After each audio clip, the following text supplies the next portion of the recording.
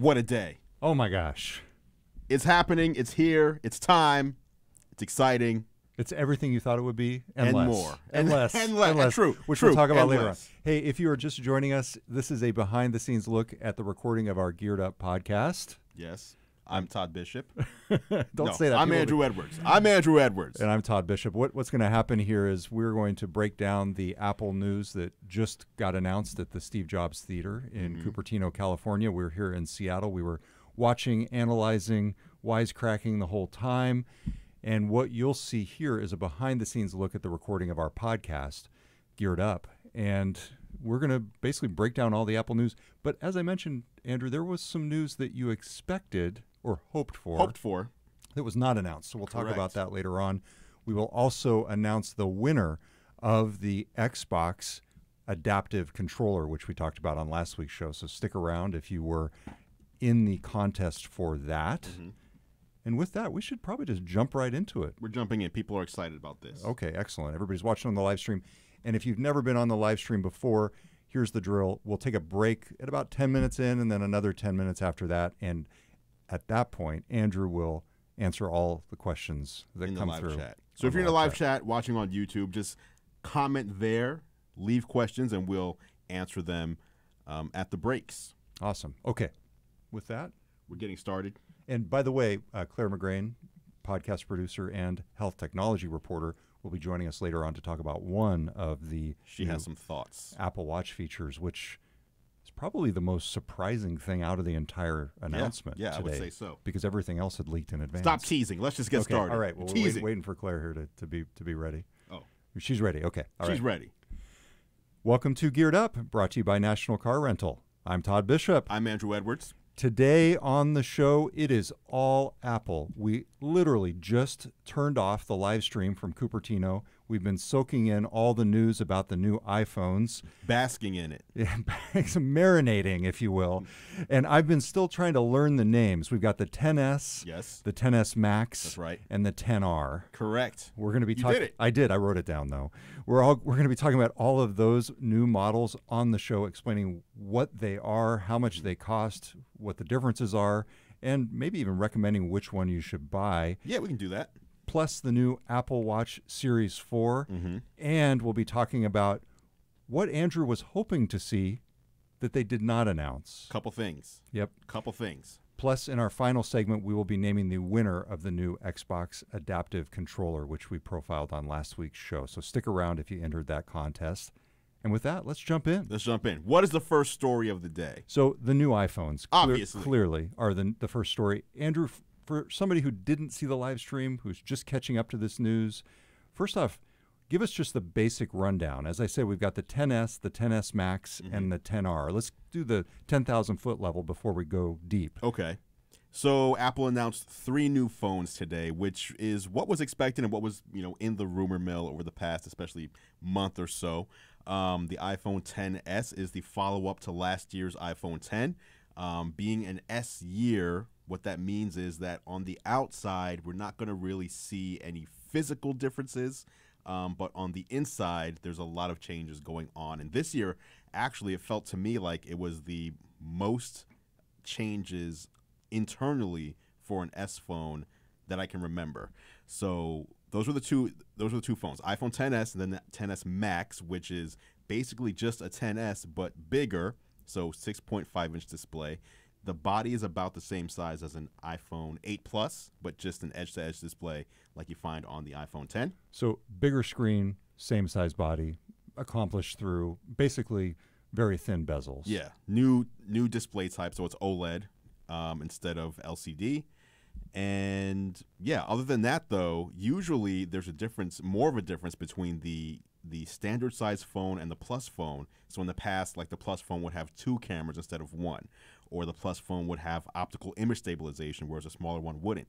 This year, from what I saw, the XS and the XS Max are the same phone with the exception of screen size, physical size, of course, and battery size. Interesting. Other than that, it's the same device. So is the XS the same size as the current 10? Correct, yes. So the screen size on that is? It looks exactly the same as your current iPhone X. And just so we know the landscape here, The 10S starts at $999, so $1,000. The 10S Max starts at $1,099. Did you say 10,000? I did say 10,000. As long as we're talking pricing, though, before we get to the 10R, you're just talking about what it starts at, but we should kind of go over the range. So if you want to buy the iPhone 10s non-max, 64 gigabytes is $999. 256 gigabytes is $1,149, and 512 gigabytes is $1,349. That is for the 10s. $1,349. Yes, for 512 gigs. Now, let's say instead you're like, you know what? I don't want the 10s. I want the Max. I want the biggest iPhone screen that there's ever been. Well, that starts at $1,000 and what was it? $99. Yes. So $1,100. Yes. But as you go up, I'm pulling it up right now. 256 gigs, $1,249. Yep. 512 gigabytes is $1,449, also known as $500 or $450 more than a MacBook Air. Wow. So as you're saying there, which is exactly what I was thinking, you can get a very good computer with very good processor and a lot of memory for that price, for almost $1,500. Right. Now, in fact, you could buy two pretty decent computers for that amount. Let's be fair. In fairness, yes, we're talking about 512 gigabytes of fast SSD storage, which if you put that in a computer, you're going to start to see the price creep up a little bit. The A12 Bionic processor, last year's A11 outshines a lot of the Intel processors that you'll find in laptops. It'll actually outperform them. It outperforms the MacBook Air. Okay, so as long as we're talking about these higher-end iPhones, before we get into the 10R, correct, let's talk about that processor, because I think it's one of the features that stood out to me, one of the specs that stood out to me. They're calling it the first 7-nanometer chip ever in a smartphone, and it's more power efficient, 6-core Fusion architecture with 2 performance cores that are up to 15% faster. Okay, lots of speeds and feeds there. What does that mean in practical terms? What this means, so the smaller you can make the chip, right? If you think about, so last year we had a 10-nanometer chip, and now it's a 7-nanometer chip. It's basically saying, you know, if you think of a room, to get from one end of a room to another, it's faster to get from one end to another the smaller the room is, right? To go wall to wall. If you're running across the room, the smaller the room is, the faster you can get there. So what they're doing is they're packing more power into a smaller chip, so these transistors are shorter.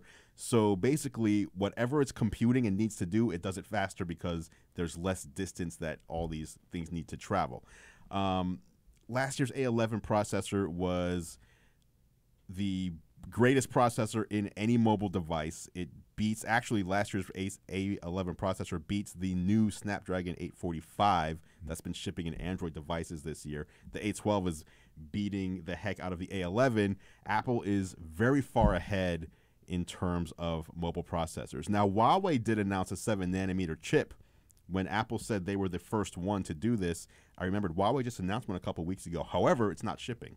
So it hasn't shipped in a device yet. So since Apple is shipping these phones in about 10 days, technically Apple is the first to ship a 7-nanometer processor. So in practical terms, this means that things like augmented reality gaming and a really cool augmented reality app that they showed called Home Court that basically tracked somebody. Well, that wasn't a game, though. That was a demo? Well, it's not a game. It's more of a tool, I would say. More of an app, yes. Yeah, you're right. It's not a game. Good point. Well, I guess I would turn it into a game. So the app is essentially tracking the player around the court and seeing where they're shooting from. So it's basically you're on the basketball court shooting hoops, practicing, tracking when you make, when you miss, what your percentages are from different spots on the court. Steve Nash, the retired NBA legend, was on there talking about it and explaining basically that if he had something like this when he was training, he could have been that much better because he would have been able to analyze where he was weak on the court Right. in terms of his shots, not just guess and use intuition, but use actual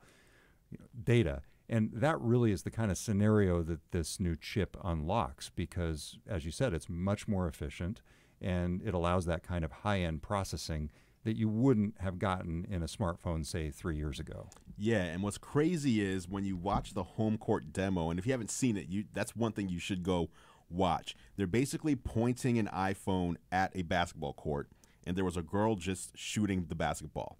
The app recognized and marked where she was standing when she took the shot and showed if the shot went in or not, kept a tally of the successes and failures of the shots. And then it even showed, I forget what it's called, when they show like the skeleton outline of your body. Right. Now, usually you need to be wearing markers on your body for a camera to pick up in order to display your skeleton like that. Yep. And the iPhone just did it just by recognizing that there was a person in front of it. There was no markers being worn, which that was what blew me away the most. So much is happening inside that tiny little device, and I recognize it's augmented with the cloud, but still, there is so much happening there. It is literally a supercomputer now, or the equivalent thereof when you look at something that might have been a supercomputer 10, 20 years ago. The other scenarios we saw were augmented reality gaming, and Yeah. we've seen that before, and it's enabled by Apple's AR kit, but the level of interactivity, of speed, it seemed to me from the demo on stage at least that it was at another level. Oh yeah, it's this phone has, Apple's they've been pushing hard on AR, and you can just tell the power that they're packing into these phones, I think, is wasted on a lot of people, quite honestly. Like the power in the phones are not used by the vast majority of buyers. You know what I mean? It's the people that are pushing the boundaries with things like AR apps and, heavy camera users. We saw some great new camera features. If you're just using like the typical apps, email and phone calls and texting, you're kind of wasting, quite honestly, you probably shouldn't be buying the iPhone XS, and that's why they released the third model. Just to cut to the chase on two of those things, you really your eyes lit up when they announced the dual SIM. Explain what that is and why it's important and why it matters to you. Yeah, dual SIM basically is something that you'll see a lot in Europe and in, basically outside the U.S. It allows you to have the SIM in your phone, which is your whatever phone plan you subscribe to, but also lets you put in a second SIM card. So, for example, when I go to Tokyo or Thailand, instead of taking out my SIM and missing all the text messages while I'm there because there are people texting me at my real phone number because I have to put in a local SIM to get data, I can keep my phone number in there and I can have a second SIM in there just for data if I'm traveling. Or if I'm a professional, I can have my work SIM and my personal SIM. So I can separate work and home. So basically, dual SIM allows you to have two different phone plans or phone numbers or data lines in one device instead of having to carry two devices around. So that's a few features from the XS and the XS Max. Let's talk about the XR. Yeah. Explain where this falls in the family of iPhone devices. Well, it's interesting. So the XR is the entry-level model of this 2018 iPhone release. However, the XR is also the mid-size. So it's bigger than the XS. XS is 5.8 inches. XR is 6.1 inches.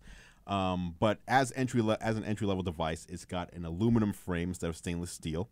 It's got an LCD display instead of an OLED display. Mm-hmm. It's got a lower pixel per inch, so lower pixel density that matches the iPhone 8 pixel density. So a Retina display instead of a Super Retina display, or what they call liquid Retina display. I don't even know what that means. And it's got a single camera. It's got the same camera as the iPhone XS, but just the wide-angle one, not the telephoto camera. $749, so it's still kind of pricey. It's not as inexpensive as, iPhones in previous years entry level would be like $600. So this is, a little higher than that. And this is the one that comes in the variety of colors. That's right. It has 6 colors. And Apple has used this strategy before.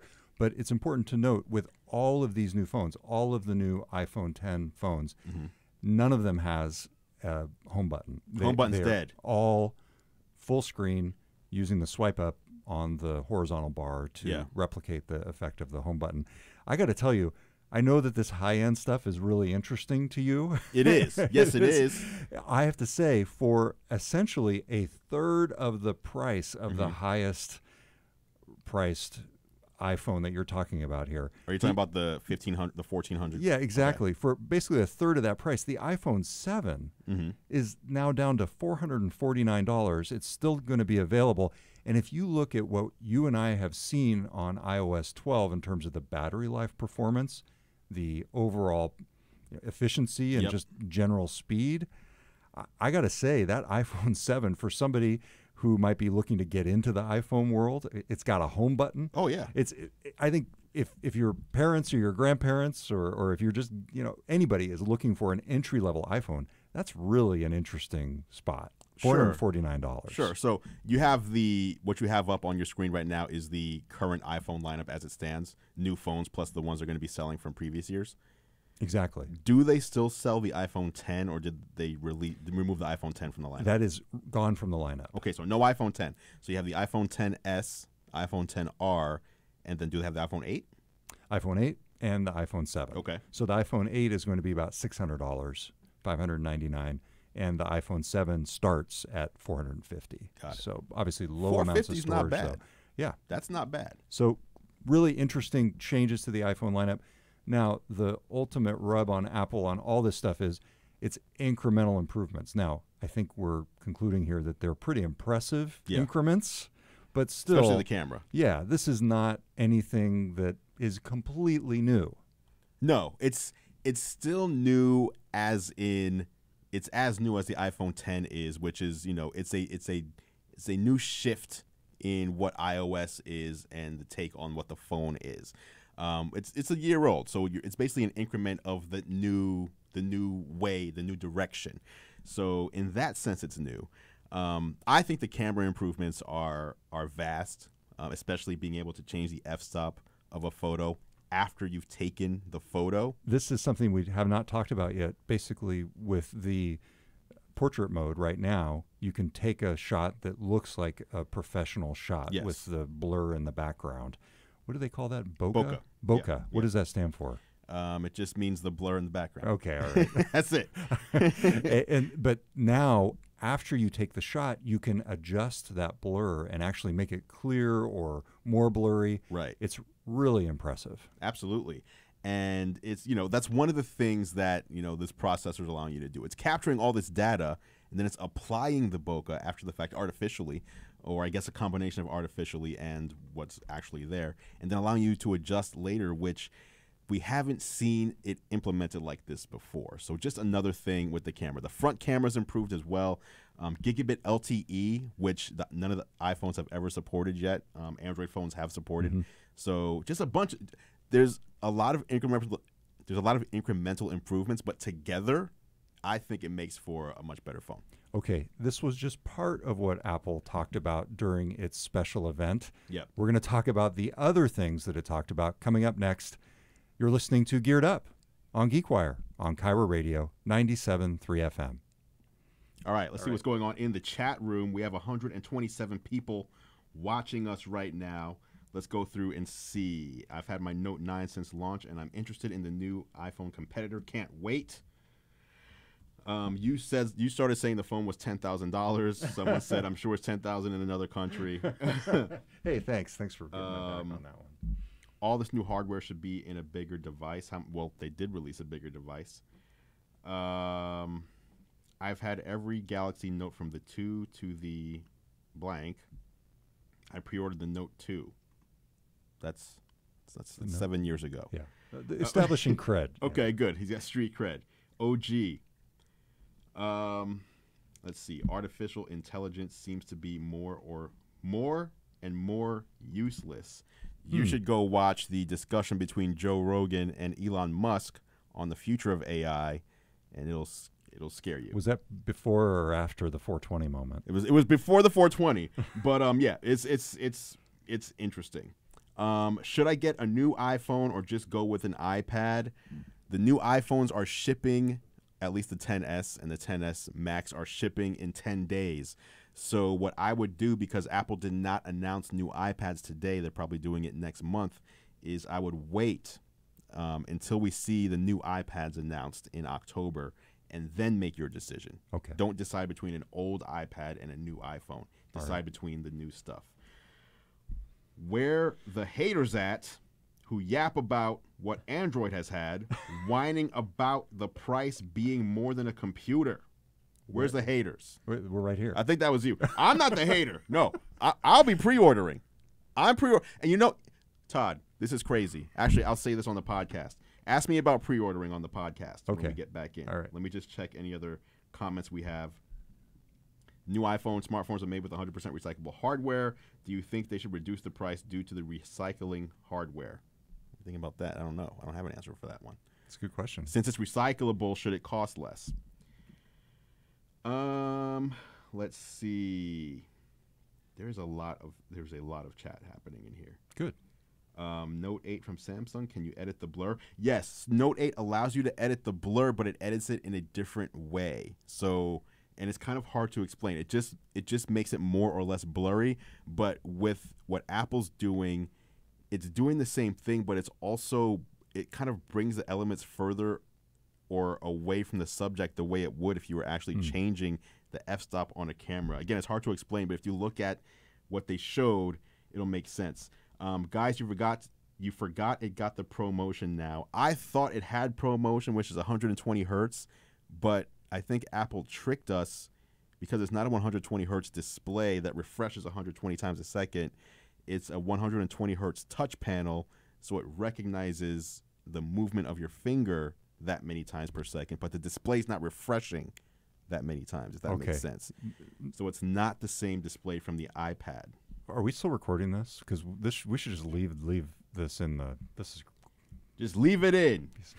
All right, we're on a roll. I'm just impressed. I'm impressed with Andrew's command of the f-stops. I'm trying. I like the 10R, but the resolution worries me. 326 PPI, 1792 by 828, not even 1080p. Same PPI as a regular iPhone 8. That's true, but you have to bring the, although, I mean, it's not that cheap. It's $749. You have to bring the price down somehow is what I was going to say, but they didn't bring it down all that far. They actually brought it up when compared to an iPhone 8. I would say I agree with you on that one. Can you tell when something is 1080p on a screen that's 5.8 inches? I personally think you kind of can a little bit, but I don't think it's going to matter. If you buy the phone, if you buy the 10R, you're not going to be. You can only tell when you're looking side by side. If you just buy the 10R and use the 10R, you're not going to be thinking, "Oh no, this is so blurry." Well, this was T-Mobile's entire gamble with the throttling that they did on their Binge On program. Oh yeah, with the streaming, they assumed that at 480 on a smartphone-sized screen, nobody's going to really tell the difference unless they put it side by side with a 1080p. And I got to say, I agree with that. Yeah, you got to be watching something pretty intense to really care on your phone whether it's true HD. Right. I'm from Trinidad, and the iPhone XS Max is literally going to start at $12,000. So, Todd, kudos to you. Okay. 12,000 Trinidad There you go. That's exactly what I was thinking about. And I have a feeling the specs are no different than the current iPhone 10. You must have just tuned in. We just went over all the new specs. They're not the same.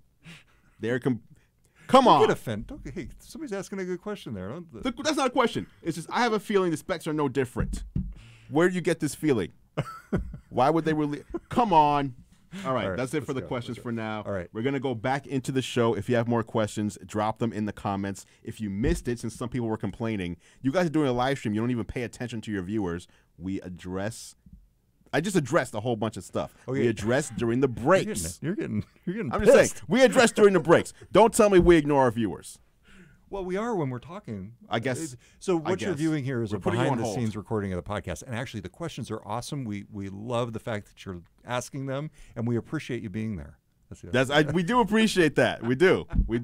All right, we're about to talk about the Apple Watch. We are. Okay.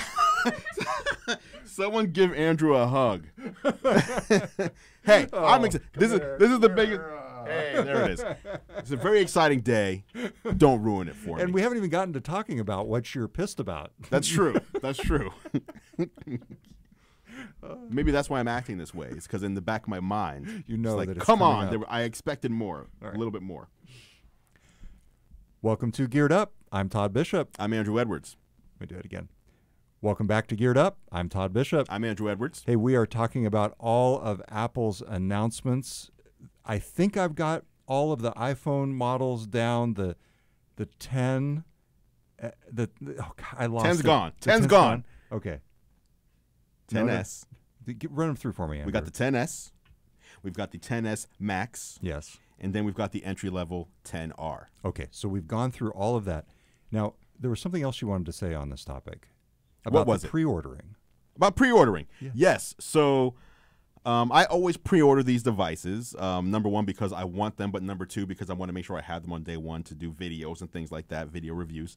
I am going to Orlando tonight, and I won't be back until Friday evening, which means instead of staying up until midnight to pre-order, I need to stay up or wake up at 3 in the morning to pre-order these phones. Now, have you ever done a midnight pre-order of an iPhone? No. Okay. Well, you wait till midnight comes, and then midnight happens, and then you spend about 20 to 30 minutes refreshing and getting errors and trying to order. So instead of doing this at midnight, which I have no problem doing because I usually go to bed around 1 in the morning anyway, I need to be refreshing and getting frustrated at 3 o'clock in East the Coast morning. time. Well, you know. I'm not happy about that. Okay, all right. I can understand that. All right, it is time for our second segment, and this is the National Car Rental Story of the Week. Yes, Geared Up is brought to you by National Car Rental. Go National. Go like a pro. You can find Andrew's other show, Technically Speaking, on the nationalcar.com control center or youtube.com/nationalcarrent. Mm-hmm. And our topic on this segment is very much attuned to traveling. It's the kind of thing you would take with you, and that is the Apple Watch Series 4. Correct. Tell us about this one. The Series 4? Yeah. All right, Series 4. Apple Watch Series 4. This was the first time that Apple has changed the form factor of the Apple Watch. Since the first one, which we now kind of refer to as the Series 0, through Series 3, it was the same externally, so visually, and then on the inside is where they made the changes. Today they announced a new Apple Watch that's a little bit bigger. So instead of 38 and 42 millimeters, we now have, I believe it's 40 and 44 millimeters. So a little bit bigger. The displays now do an edge to edge. They go edge to edge, so the bezels are very minimal, similar to what we see on the iPhones nowadays. So all three iPhones, minimal bezels. All the iPads we expect to be announced next month, minimal bezels, and now Apple Watch minimal bezels as well. So Apple's going for the whole bezel-less look. Something that I did not enjoy is that they've dropped the ceramic casing option. Okay. I buy the ceramic or Apple Watch. I just think it looks cool. It looks different. Ceramic's gone, so you can only do aluminum and stainless steel now. Okay. But, I mean, most people are not going to care about that. I care, and that's what matters. And just to confirm, it is two sizes, 40 millimeters and 44 millimeters. Yes. So that compares to the Series 3 how? 38 millimeter and 42 millimeter. Okay. So And just a little bit bigger. as you said, it is much more of the screen showing bezels.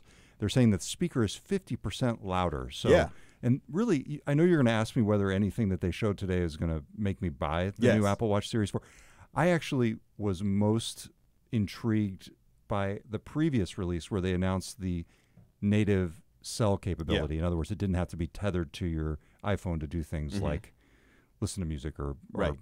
use them with your AirPods, that Sure. kind of thing. So this to me is just making it that much better. But the tipping point, were I inclined to buy an Apple Watch, would have been the prior generation. And you did not. I did not. So I can only buy so many things. with the new version, with the new heart rate stuff, hey, yes, listen, the older you get, the more you have to be worried about falling down. yes. And that was one of the things they went over. Okay, so If you before fall, before what? Go ahead. it'll sense. So before we jump into the heart rate stuff, I do want to talk about this. So Okay. it senses when you've taken a fall. Yeah. And then if you're lying there for at least a minute motionless, it will initiate an emergency 911 call. Correct. Is that right? Yes. Okay. Which so you mentioned when they announced that feature, you think there's gonna be a lot of false alarms until I told you, well, it's gonna wait a minute. Now I had a false alarm, or actually my wife had a false alarm. We were at a nice dinner in Chicago, and she accidentally triggered calling the police. Yes. And all of a sudden we just hear like from under the table, "Hello, what's your emergency?" And we're like, what's going on in here? What's happening? Did something happen? Like, was that outside? And then realized it was her wrist. So hopefully we're not going to see a lot of false alarms of people falling down or people maybe dropping their watches. Yep. But I am a big fan of when technology isn't just cool or just tech for the sake of being tech. I like when technology can also have a real value and like enhance your life. Okay. And this is one of those things. A lot of these health features Apple talked about today are features that really can improve or even save your life. It's not just about having cool features on your wrist. It's actually about something that can, improve your well-being. So it's interesting to see the interface here. If you do fall, they say, "It looks like you've taken a hard fall." It kind of reminds. Remember Microsoft Clippy? Yes. It looks like you're writing a document, and then but you can choose the option, "I fell, but I'm okay," or you can have them call emergency Interesting. SOS. Okay. Hopefully, this feature is more reliable. There needs to be another option that said, "No, I didn't fall." Like, well, that is, "I fell, but I'm." Oh, I see what you're saying. Like, no, you think I didn't fell, fall. but I didn't fall, just to kind of false alarm. help it. Yeah. This actually was not the most surprising feature of the new Apple Watch. Okay. We're going to bring on Claire McGrain, who is the producer of our podcast. Claire's coming in. And also covers health technology and has lots of insights into this, to talk about Claire, the new get in here. ECG feature, the new electrocardiogram feature of the Apple Watch. Go ahead, Claire. We've got a seat here for you. Do I need to move over? Yes, please. All Hello, right, everyone. Claire, I'm moving over. Everyone in the chat, say what's up to Claire McGrain, producer of Geared Up. So, If Claire, you can't hear me, Are you in? post in the chat. Okay. yeah, I can see her up there. Let's scooch over just a little bit more. All right. So, Claire, explain what they announced in terms of heart monitoring. Yes. Yeah. So this is something Apple has been experimenting with for a while. They've been working with doctors at Stanford. And basically the way that a Fitbit monitors your heart rate, the Apple Watch also monitors your heart rate for things like when you're exercising, to look at your calorie count and stuff like that. But they announced that they're taking it way, way, way farther than that. They're going to be able to monitor your heart rate the same way that a doctor would in an office using an electrocardiogram machine or an ECG. So basically this is huge because, number one, it lets you monitor someone's heart rate all the time. So if you have a heart problem, it often won't kind of show up conveniently when your doctor is True. there. Yeah. And also because this basically breaks down the wall of FDA approval for consumer electronic devices. It's not very common for a consumer electronics device to be approved by the FDA as a medical device. Now, why is that? Like, for people that saw that slide and they were just like, okay, big deal. What does that mean? FDA. What? Yeah, what? said FDA. Right. It was like a rap what group does back that mean? Why? How is it breaking down the walls? Why is it so difficult to receive that approval? Really, it's hard to get FDA approval for a lot of things. There's a lot of security steps that you have to go through. You have to prove that it's not going to be harmful. There's a lot of red tape. And until really recently, the FDA didn't have to deal with approving something like a smartphone because a smartphone couldn't do anything. Right. So this is kind of the first step of this consumer electronic device that's kind of made so that you can just use it for casual things like checking email or whatever. It suddenly is advanced enough that it can do things that really specialized medical equipment can do. So really this is kind of one of the first times that it's come up as a problem. Okay. So for the last couple of years, the FDA, to their credit, has been really working through, this is kind of a new paradigm. How is this going to look? And it's been working with people and companies kind of one-on-one on smaller things like approving software. What does that look like from a regulatory point of view? But this is really the first big high-profile moment where, this is something that the FDA has said, yes, we're okay with this, and it kind of opens a whole new door. I've had family members who've had this kind of heart rate monitoring just to basically try and diagnose chronic issues with their cardiovascular system. And it was a device that they basically had to have with them. I was going to ask, how big are these devices? Because this Apple Watch is small. Yeah. I'm sure it was not as small as or as conveniently worn as the Apple Watch. Could you imagine this being a new market for something like the Apple Watch where it's almost prescribed? Yeah, definitely. So there are a few wearable ECG monitors. There's actually a company based just near us, just outside Seattle, called Cardiac Insights that makes a wearable ECG monitor. And that one is also FDA approved. It has a battery life of up to 7 days. So people are using it to do things like study what your heart rate is like when you're climbing a mountain, when you're at high altitudes, or something like you described, Todd, where, someone just has a heart problem and needs to get some data on their heart over a couple days. But no device like that is going to let you do anything else. If it's a medical device built for a specific purpose, it basically only does that thing. So for someone who maybe has a family history of heart disease, they're not going to wear one of those around all the time. It would be kind of pointless. But if they wear the Apple Watch, they could say, oh, that's weird. I'm getting kind of an alert, or, my doctor saw in some data that I'm having an irregularity, and that might be a sign that I'm at risk for heart failure or a heart attack. That's the kind of situation where this could definitely be a new market for Apple. Wasn't there something in the prior Apple Watch release that also caught our attention from a health perspective? I'm trying to remember exactly what it was, but I remember that this is part of a journey, essentially. Yeah. Well, last year, Apple announced the heart study. And so it was basically, if you owned an Apple Watch, you can basically download the app, join the study, and they would monitor your heart rate through the year, and it would submit different readings to Apple anonymously. And they just ended that study a few weeks ago. And I'm assuming that study is what allowed them to, find ways to monitor low heart rates. I forget what it was. It was low heart rate. There was 3 things. There was the ECG, the low heart rate, and there was some other thing. I don't know if you recall. But there was 3 heart things that they were monitoring that they weren't monitoring previously. Yeah. So Yeah, and that study is definitely a big reason, I assume, why they got this FDA approval.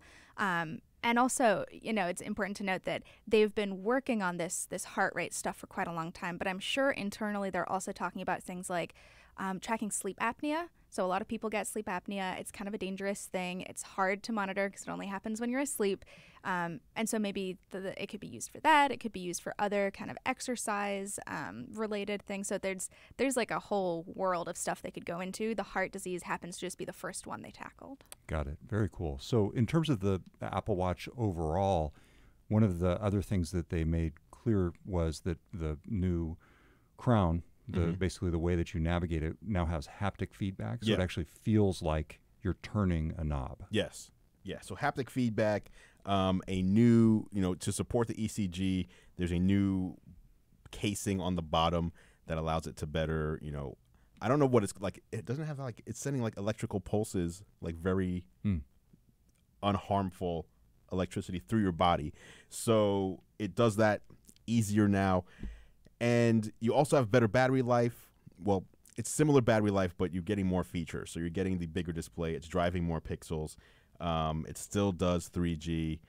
And you have a stronger taptic engine, which is allowing you to have that haptic feedback. And then it's also the other big thing, most people don't get how big this is that it's 64-bit now, 64-bit processor. So you're going to get almost twice the speed from your Apple Watch at launching apps and doing things. And it sounds like those better specs, the better processor, would enable something like an ECG. Yeah. Exactly. Yeah. You need a lot of power and also a lot of connection to the cloud to store data and things like that. And something to touch on is that Apple has really been clear about security and privacy with the healthcare data, which I assume is a part of its larger strategy. Yeah. They kind of build themselves as this very secure tech company. It's interesting. We've seen all of the big tech companies, most of the big tech companies, Google, Microsoft, Amazon, Apple, start to apply their different approaches to health in different ways. And this is just the latest example. Yeah, it's a perfect fit because of Apple's strength in consumer electronics and the need for something like this wearable device that the medical industry hasn't really figured out how to do that well. So they found a niche that they're going to be successful in, I think.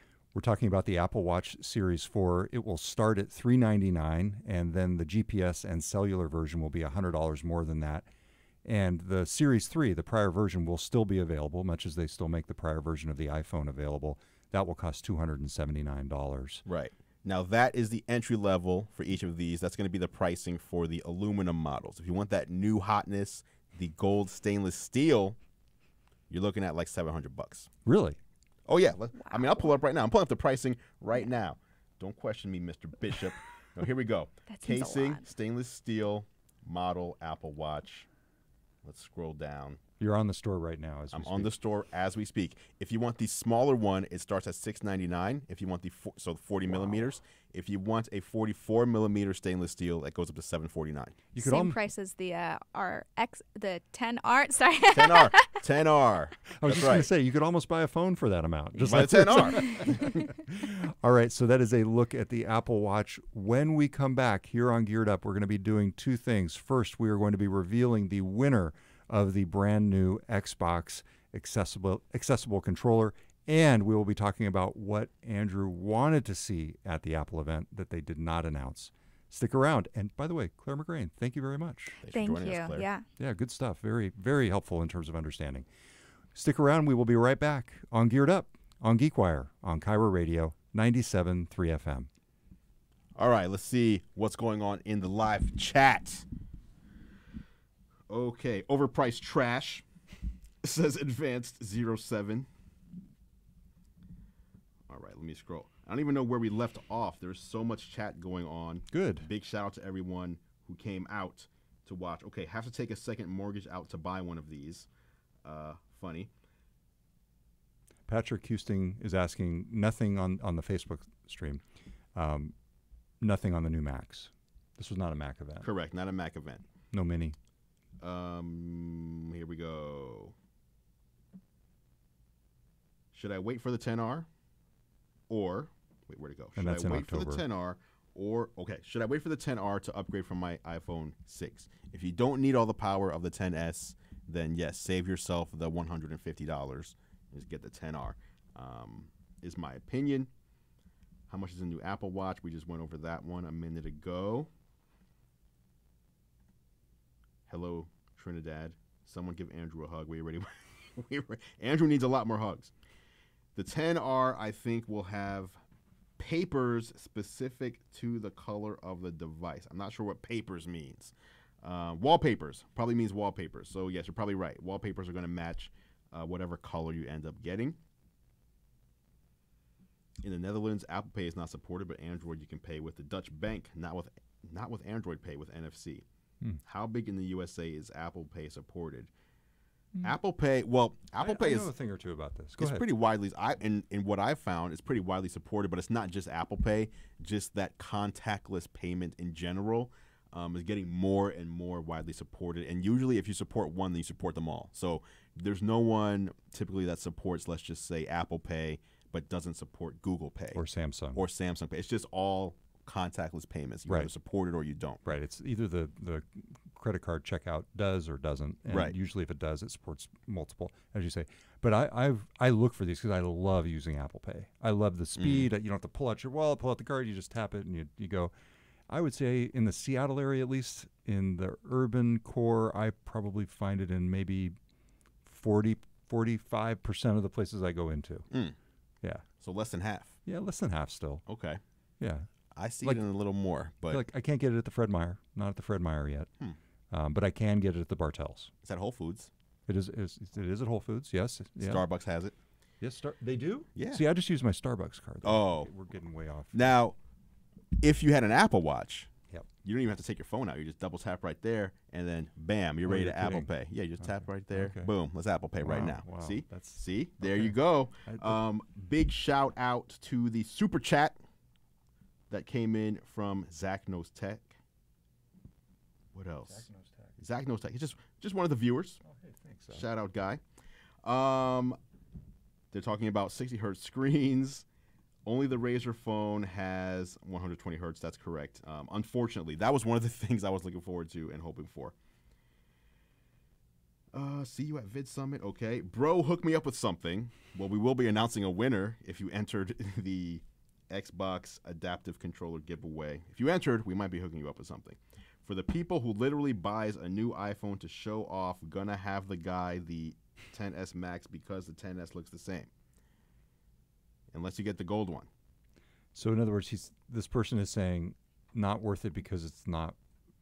He's saying the only if you want to buy a phone to make and have people around you know you bought the new phone, then you have to buy the XS Max. But you can also just buy a XR and save money. Yeah, it's true. And better colors. Yeah, there you go. All right.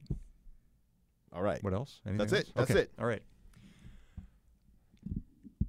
Welcome back to Geared Up. I'm Todd Bishop. I'm Andrew Edwards. All right, before we get to our final news item or news void of the show, we want to give away the Xbox accessibility controller that we adaptive controller. The Xbox. Let me do that again.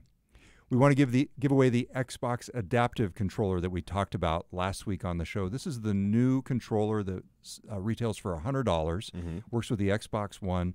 It is designed for people with disabilities to have better access, but it also is really interesting and potentially something that anybody would want to use because of all of the ports on the backside that you're able to plug in a variety of different peripherals to. So our winner is... Who is it? Oh, I thought you had this queued up. Andy. Oh, I thought you had it queued up.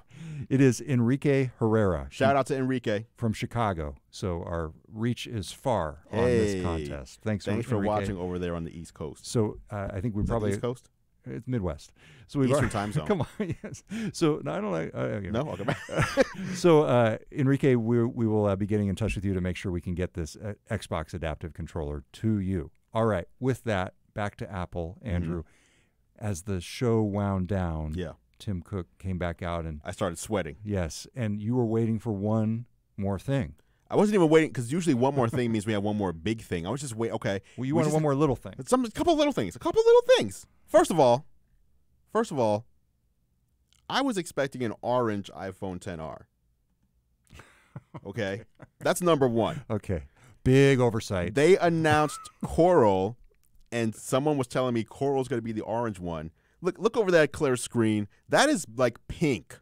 Coral is like pink. That's not orange. No. I'm upset. No, it's not orange. I'm upset. Yeah, it's pink. Secondly, what happened to the AirPods?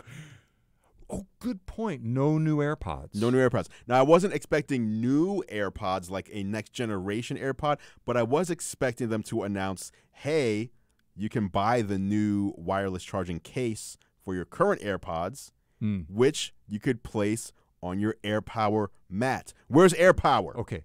For people who have not followed this as closely as you, what is AirPower? When did they originally show it, and when did we expect it to be released by? First of all, AirPower was announced in like WWDC 2017. Yep. I think it was WWDC. It is a wireless charging mat that is Qi compatible, that allows you to place an iPhone, an Apple Watch, AirPods if you have the proper case, all on this mat. You just place it anywhere and it'll charge these different devices.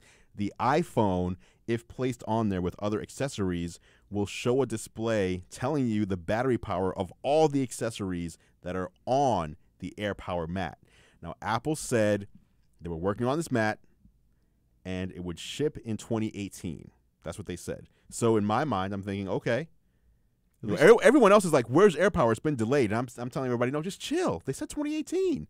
The best place for them to announce where it's going to be released is going to be when they announce the iPhone. They're going to announce the iPhone, and then they'll say, hey, now the AirPower mat, you can pre-order this as well. No, they didn't even say the word AirPower. Now, I think they may have announced this a year ago at this event, just to clarify that, rather than WWDC. Are you sure about that? I'm not sure. That's what I'm reading on the internet here. Okay. The internet's never wrong. Okay. So it's been at least a year is the thing. It's been at least a year. So do you think there's any hope at this point for them it's just weird. Actually come out with this in 2018 as promised? Well, here's what I'm thinking. Did they shelve this? Oh. Like, they didn't even say the word. They didn't even show it. Wouldn't there have been leaks by now? if that they it's had shelved? Yeah. Usually leaks are, hey, here's this thing something's working on, rather than here's this thing they're no longer working on. Usually leaks are, hey, we found this. No, I've seen leaks on, hey, that thing's getting shuttered. I mean, just today there was a Google. Well, I guess it wasn't a leak, but they announced that they're shutting down Inbox. I don't know if you saw that. That wasn't a leak. Yeah, that was an just them announcement. saying it. They always do that though. But I'm just like, what happened? I'm here. I'm sitting here. What happened? Because the perfect opportunity to get people to buy this product is when the iPhone is released and they're in your store buying their iPhone. So what do you think happened? Is it technical? Is it marketing? Oh, it's not I'm sure it's a technical thing, because what Apple's trying to do is unprecedented. Usually, have you used wireless charging? A little bit, yes. All right, so you usually have to find the right spot on the wireless charger to kind of like connect to the magnet in your phone. So Apple is saying, hey, you can just drop your phone anywhere on here, drop your Apple Watch, just drop it on the mat and it'll just charge, rather than having to find the specific points. So no one's done this before. Maybe it's a technical challenge, but I can't see it being a marketing thing. It has to be a technical thing. So when you say no one's done this before, you mean that specific ability to locate it? Correct. Usually, if you have a wireless charging mat, even if it supports multiple devices, when you put your device down, you kind of have to just move your device around just a little bit to find where it actually picks up the charger and then leave it there. So this is something where Apple just place anything anywhere. As long as it's on the mat, it'll charge. No one's done that before. So the thing is, this is not Apple hasn't done it either yet, by the way, because it's not out. The thing on this is the direct contact, quote, wireless charging is not even the biggest technical challenge that's out there. I've actually spent time with some of these companies that are doing over-the-air wireless charging. Are you kidding me? And that, to me, it's like Wi-Fi for electricity. Did you get to see a demo? Yes. And it absolutely, worked? And it worked. Now, there are tons of limitations. There are FCC rules that are hampering some of them right now in terms of the amount of power they can put out. There's still technical limitations, but I have seen it work with small devices. So things like a watch, a Fitbit, basically your AirPods, but it requires an adapter right now on the device to be able to take the charge in. That adapter then communicates wirelessly with the charging source that comes in over the air. But my bigger point here is, if it is truly a technical challenge that is stopping Apple from releasing this pad, that's pretty weak, because it's not even the frontier of what's happening in terms of wireless charging. True. Now, I just went to apple.com and typed in AirPower and got 0 results. So what is going on? I think it might have been shelved. I'm not happy. Okay. Overall, though, big picture. Yeah. Let's bring it home here and wrap it up. All right. Are you, as a Apple user, because you talk about the magic of this company, I like the ecosystem. Are you happy with what they announced today overall? What grade would you give it? The things that they announced, yeah, the things that were announced, which are, again, going to be the 3 phones and the Apple Watch, I would say they did a good job. I think this is the best S-year phone that they've – I'm trying to think of one that was better. I can't think of a better S-year phone than this one. Like, there was a lot of improvement on the inside of these devices. I think the iPhone XR, which a lot of people thought, going into this event, the cheap multicolor phone is not going to perform. Before we went live, I put a poll on Twitter asking, which phone are you most interested in? 10R, 10S, 10S Max. 10R was second place. The regular 10S is the lowest. It's the 10S Max and the 10R. I think Apple is going to sell a lot of 10R phones, and they're going to increase the average selling point of the iPhone even more than they did last year. For me, I think I'm going to go with the 10S Max. Well, of course, just to give that a shot. Almost $1,500. Well, I mean, you need to have everything. You need to have the best of everything. And 512 gigabytes. Like, I have a 256 gigabyte iPhone 10, and I'm running low. I shoot video all the time. You know this. I'm a video guy. A lot of video on this phone. So I need that extra space. Okay. The watch, though, to me was the most impressive thing. Because of the ECG? Because of that, just because of the whole general, it's not just, like, when I buy a new iPhone, I'm not buying it for any other reason than this is exciting and cool. Like, I just want the latest and greatest, and it's cool. It lets me do cool stuff. Whereas the watch is more, I feel like it's still cool, but I'm buying something that like enhances my life, and that's just unique in the whole tech world. I will say it sounds like A-. I'm going to translate that into an A-. A-. I'll give it an A-. I'm going to give it a solid B+. And here's my big issue. Tell me. A lot of times you see things on stage, such as iOS 12 being unveiled at WWDC, and I got super excited about a lot of the augmented reality stuff, the everyday, not the fancy augmented reality stuff, but my favorite thing that I wanted to try out was the Measure app. Yeah. In there. Yeah. And I got to tell you, I've been selling a lot of furniture lately because we moved to a new place, and I've been trying to use the Measure app in the iOS 12 beta. And? It's awful. Half the time, it's like not even registering the scene. It's not even, and then I'll do the thing, and I'll think, oh, I'm going to post this picture to Craigslist because it shows the actual dimensions on the AR, and my couch is going to sell that much faster, on the picture, because you can take a. Oh. And then I actually check it with a tape measure, and it's 3 feet off, or not 3 feet. 3 feet. I've had a 4.5 foot wide love seat that came in on the Measure app at 3.5 feet. No. Which doesn't work. Not good. So anyway, my that big is a picture beta, thing though. is it's a beta, but my big picture thing is I think you can see a lot of really cool stuff on stage. I really want to try out this Home Court app, which actually is already available, by the way. Home Court's available, just doesn't have all the new AR features yet. That'll probably come out just, the day that the iPhones come out. Stuff looks great on stage. Ultimately, you got to try it out, and it's not always as great as you hoped it would be when you use it in person. Well, maybe you need to get the new phone to make your Measure app work better. Maybe. Are you, Mr. Todd Bishop, buying anything that you saw on stage today? No. Nothing? Nothing. Absolutely nothing. In 2 years, maybe. Like Claire? Claire. You buying anything, Claire? No, she's Claire, she's I in know. the Android She looks ecosystem, completely Android and confused. Windows. I just like to ask. I just like to ask people if they're buying stuff. I'm tempted by the Apple Watch, but would rather have a Fitbit. No. They didn't hear that. She said, I'm tempted to buy the Apple Watch, but I'd rather have a Fitbit. Okay. Hey, said no one ever. All right. Hey, a big thanks once again to National Car Rental for sponsoring Geared Up. The latest tech puts you in the driver's seat of your travel experience. National Car Rental's Emerald Club will keep you there.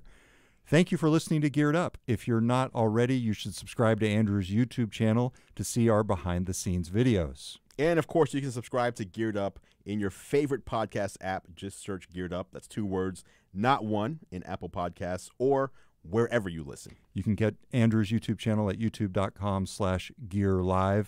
If you like what we do, consider leaving us a rating and a review. It really helps other people find the show.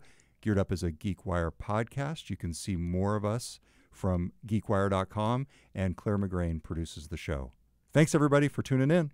Talk to you next time. Talk to you next time on Geared Up. I'm Todd Bishop. I'm Andrew Edwards. Bye, everybody. Super smooth. All right, let's see what the chat has to say right now.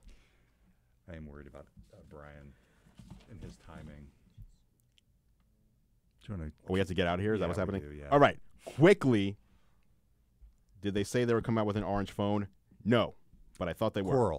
Coral is supposed to be the orange, but it's more orange-pink. Does 10S charge faster than 10? I think so wirelessly.